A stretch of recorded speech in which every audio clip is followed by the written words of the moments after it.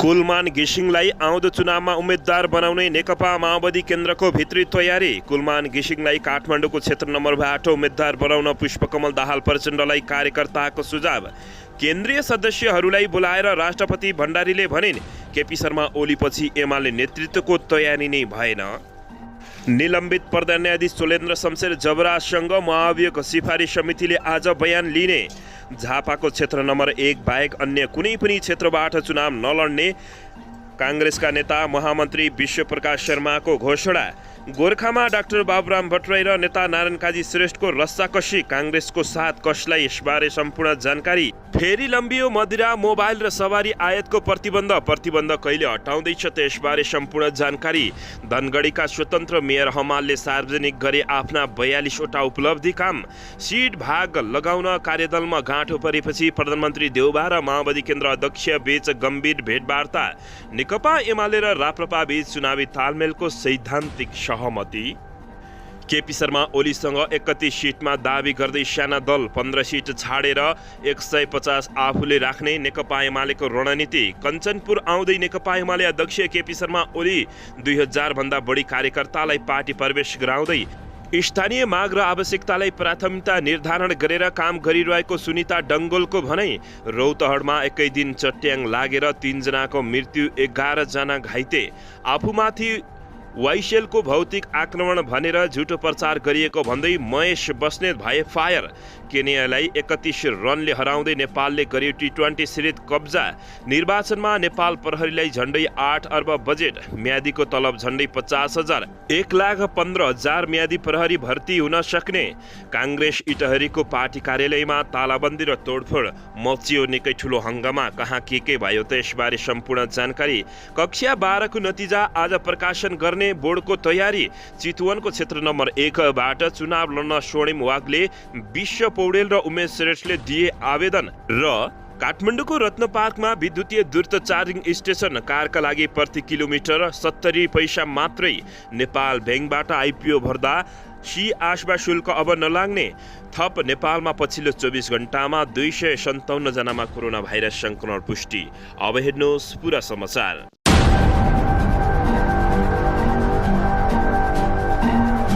दर्शक महानुभावहरू नमस्कार। नेपाली न्युज टिभीको न्युज बुलेटिन खबरमा यहाँहरूलाई हार्दिक स्वागत छ। सदा चाहिँ आज पनि तपाईहरू माझ देश तथा विदेशका महत्त्वपूर्ण समाचार अपडेटका साथ उपस्थित भइसकेका छौँ। दर्शक महानुभावहरू हामीलाई तपाईहरूले कहाँदेखि हेर्दै हुनुहुन्छ नेपाल भए जिल्ला र ठाउँको नाम लेख्नुहोला। यदि विदेशमा हुनुहुन्छ भने आफू रहेको देशको नाम पनि लेख्न नभुल्नुहोला। र हाम्रो च्यानल नेपाली न्युज टिभीलाई अहिलेसम्म पनि सब्स्क्राइब गर्नुभएको छैन भने सब्स्क्राइब गर्नुहोला। साथै सँगै रहेको बेल आइकनलाई दबाउन पनि नभुल्नुहोला। आउनुहोस् दर्शक महानुभावहरू आजको विशेष खबरतर्फ लागौं। दर्शकबिन केही समयदेखि नेकपा एमालेका नेता महेश बस्नेतले काठमाडौँका मेयर बालेन्द्र शाहलाई आक्रमण गर्ने चेतावनी दिएका थिए। भन्दा नभन्दै नेकपा एमालेका प्रभावशाली नेता महेश बस्नेतमाथि भौतिक आक्रमण भएको भिडियो यति बेला सामाजिक सञ्जालमा निकै भाइरल भएको छ।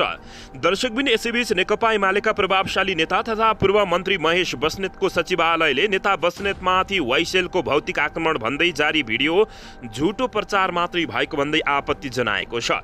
बस्नेतको सचिवालयले हिजो एक नोट जारी गर्दै ती फेक भिडियो जारी गर्ने केशव थुलुङ र उनको भिडियो सुनियोजित रूपमा प्रचार गर्नेहरूलाई कानुनी कारबाही गर्ने पनि जनाएको छ। बस्नेतका स्वकीय सचिव दिनेश थापाले जारी गरेको वक्तव्यमा भनिएको छ, गएको स्थानीय चुनावमा सिन्धुपाल्चोक चौतारा नगरपालिकामा माओवादीका तर्फबाट मेयरको टिकट कृष्ण प्रसाद सापकोटालाई दिएपछि मनोनयन दर्ता गर्न जाने क्रममा माओवादीकै निवर्तमान मेयर अमान सिंह तामाङ पक्षका कार्यकर्ता बीच भएको विवादको भिडियोलाई माओवादी केन्द्रका अराजक तत्त्वहरू केशव थुलुङ, एसपी रेग्मी लगायतले सामाजिक सञ्जालको दुरुपयोग गरी नेकपा एमालेका नेता महेश बस्नेतलाई नेकपा माओवादी केन्द्रको भातृ संगठन वाइसेलका युवाहरूद्वारा भौतिक आक्रमण गरेको भनी झुटा प्रचार गरिएकोमा हाम्रो गम्भीर आपत्ति रहेको बताएका छन्।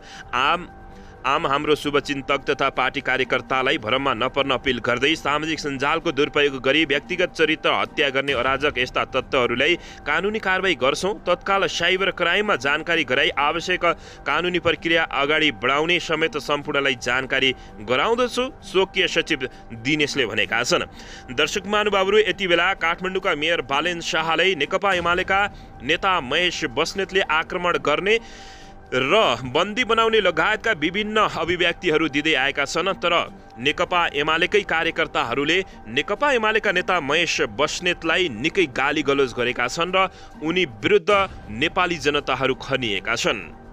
दर्शकबिन, यसैबीच यता नेपालको उज्यालोको भगवान मानिने कुलमान घिसिङलाई आउँदो चुनावमा उम्मेद्वार बनाउने नेकपा माओवादी केन्द्रले तयारी थालेको छ। नेपाल विद्युत प्राधिकरणका सिइओ कुलमान घिसिङलाई नेकपा माओवादी केन्द्रले आउँदो संघीय चुनावमा उम्मेद्वार बनाउने तयारी गरेको हो। माओवादी केन्द्रका अध्यक्ष पुष्पकमल दाहाल प्रचण्डले नयाँ अनुहारलाई चुनावमा उठाउने बताइसकेका छन्। हाल प्राधिकरणको सिइओ रहेका कुलमान घिसिङलाई उठाउँदा जित्ने सम्भावना प्रबल रहेको भन्दै नेकपा माओवादी केन्द्रले काठमाडौँको क्षेत्र नम्बर 3 बाट उनलाई टिकट दिने तयारी गरेको हो। यसबारे घिसिङले निर्णय गर्न बाँकी रहेको समेत जानकारी प्राप्त भएको छ। कुलमान घिसिङले नेपाललाई उज्यालो छरिदिएको भनेर उनले जताततै हाई हाई पाएको जानकारी प्राप्त भएको छ। कुलमान घिसिङलाई काठमाडौँबाट उम्मेद्वार बनाउन प्रचण्डलाई कार्यकर्ताहरूले सुझाव दिएका छन्। नेपाल विद्युत प्राधिकरणका कार्यकारीको निर्देशक कुलमान घिसिङलाई काठमाडौँबाट उम्मेदवारी बनाउन माओवादी कार्यकर्ताहरूले पुष्पकमल दाहाल प्रचण्डलाई सुझाव दिएका हुन्। घिसिङलाई काठमाडौँबाट उम्मेद्वार बनाउन नेकपा माओवादी केन्द्रका काठमाडौँका क्रियाशील नेताहरूले पार्टी अध्यक्ष प्रचण्डलाई सुझाव दिएका हुन्। घिसिङलाई उम्मेद्वार बनाउन आफूहरूले सुझाव दिएको नेकपा माओवादी केन्द्रका नेता अनिल शर्माले जानकारी दिएका छन्। दर्शकबिन, यसैबीच यता नेकपा एमालेका केन्द्रीय सदस्यहरूलाई बोलाएर राष्ट्रपति विद्यादेवी भण्डारीले ओलीपछि एमाले नेतृत्वको तयारी नै भएन भन्दै चिन्ता व्यक्त गरेको खबर प्राप्त भएको छ। कर्णालीको टोलीपछि नै सुदूरपश्चिम र लुम्बिनी प्रदेशका केन्द्रीय सदस्यहरूसँग राष्ट्रपति भण्डारीले छलफल गरेकी थिइन्। उक्त छलफलमा राष्ट्रपतिले मूलतः दुईवटा कुरामा जोड दिएकी थिइन्। एक, एमाले भित्रको राजनीतिक, दुई, राजनीतिक विधायक भेटमा सहभागी एक केन्द्रीय सदस्यका अनुसार राष्ट्रपति विद्यादेवी भण्डारीले आफू राष्ट्रपति भए पनि बाहिर नेकपा एमाले नै भन्छन् भन्दै कुराको सुरुवात गरेकी थिइन्।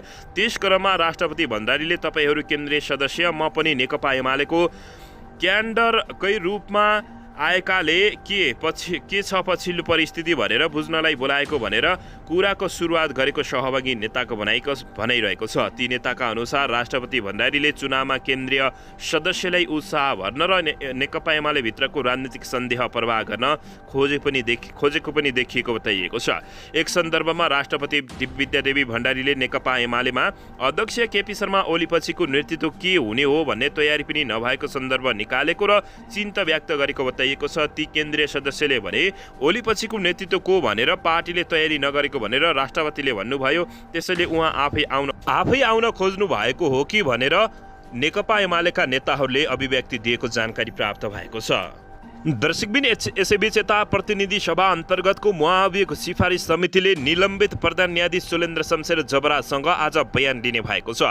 भदौ 7 गते बसेको समितिको बैठकले जबरालाई बयानका लागि आजलाई बोलाउने निर्णय गरेको थियो। बैठक बिहान 11 बजे बस्नेछ। समिति सदस्य लालबाबु पण्डितका अनुसार समितिले आन्तरिक कार्यविधि पारित गरेको छ, कार्यतालिका समेत संशोधन सहित पारित गरेको हो।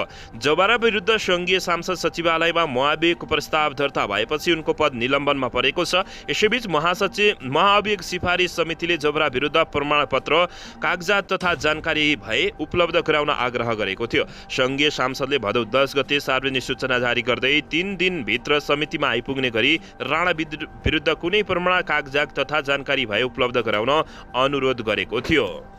दर्शकबिन, यसैबीच यता नेपाली काङ्ग्रेसका महामन्त्री विश्वप्रकाश शर्माले आगामी प्रतिनिधि सभा सदस्यको निर्वाचनमा झापा क्षेत्र नम्बर 1 बाहेक अन्य कुनै पनि क्षेत्रबाट चुनाव नलड्ने घोषणा गरेका छन्। काठमाडौँ 5 कि झापा 1 भन्ने चर्चा भइरहेका बेला बिर्तमोडमा आयोजित एक कार्यक्रममा शर्माले यस्तो घोषणा गरेका हुन्। शर्माले यसपटक चुनाव जित्ने समेत दावी गरेका छन्। उनले भने यो तेस्रो पटकको ट्रायल हो, यसपटक अवश्य पास हुन्छ उनले बताएका छन्। तर विश्वप्रकाश शर्माले आफू उम्मेद्वार हुने नहुने भन्ने विषयको टुङ्गो नलागेको बताएका छन्। चुनाव जित्ने दावी गरेका विश्वप्रकाश शर्माले 3 पटकमा रागा त छिनिन्छ भन्दै यसपटकको निर्वाचनमा राम्रो हिसाब किताब गरेर मात्रै उम्मेद्वार बन्ने बताएका छन्।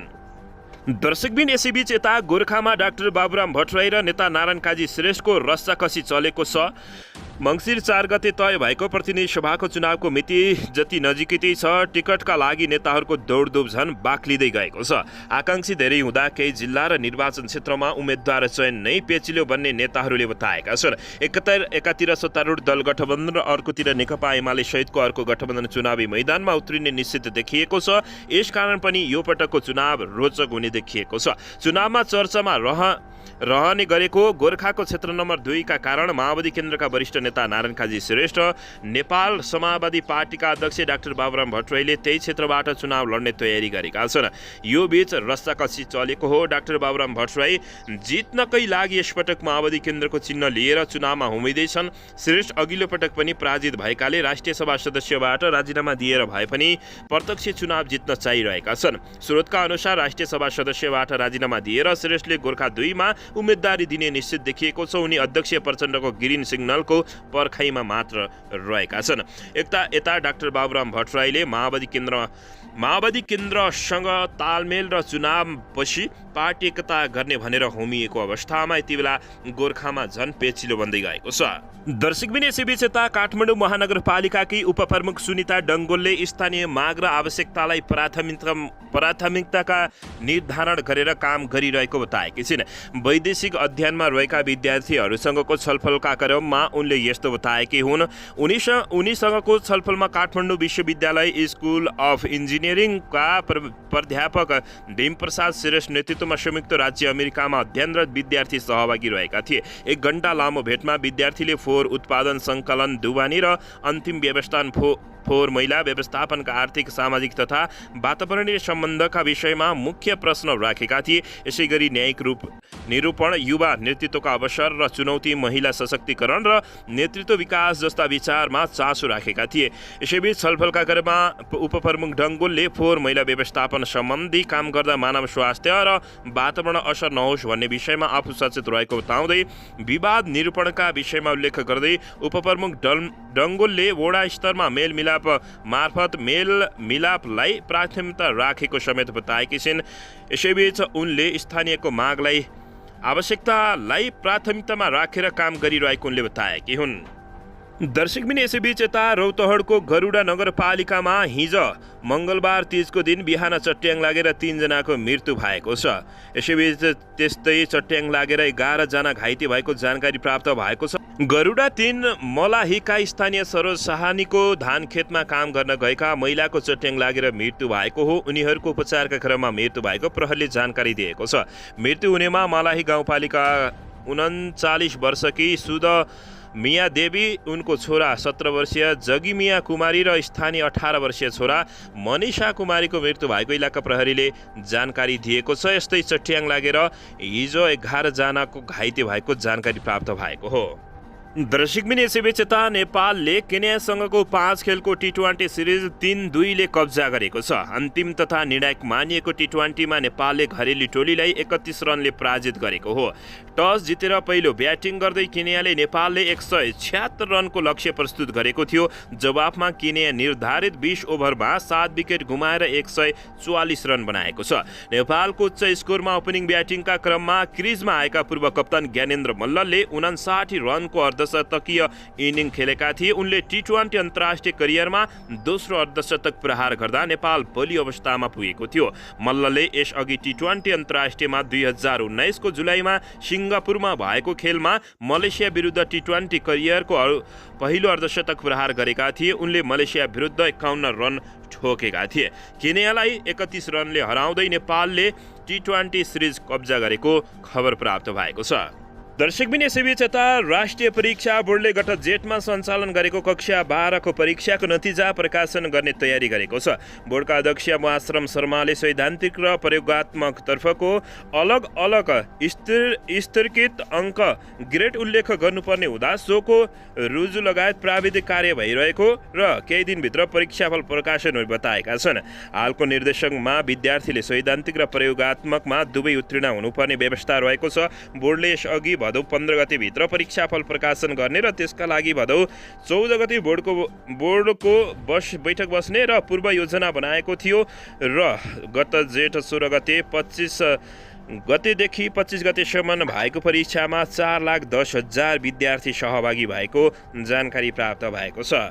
दर्शकबिन यसैबीच यता देशभर पछिल्लो 24 घण्टामा 257 जनामा कोरोना भाइरस संक्रमण पुष्टि भएको जानकारी प्राप्त भएको छ। यता नेपाल बैंकबाट आइपिओ भर्दा सी-8मा शुल्क नलाग्ने भएको हो।